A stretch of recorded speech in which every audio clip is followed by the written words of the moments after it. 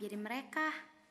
Rasa lelah, langkah yang tertatih, jatuh, jenuh, hampa, hingga hilang arah. Pada saat-saat itu, rasanya berhenti adalah pilihan yang paling tepat. Mereka bilang, kok makin kesini dunia terasa gelap ya?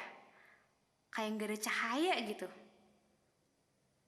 Mereka gak tahu kemana mesti melangkah. Merasa sendiri di jalanan yang penuh liku dan berduri. Tapi, ibu jangan khawatir. Kan ada Allah yang membersamai.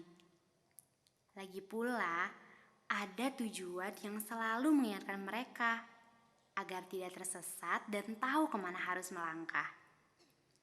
Karena keyakinan dan kecintaan yang sama membuat mereka jadi tak pernah berjuang sendiri, menjadi satu dan bersaudara.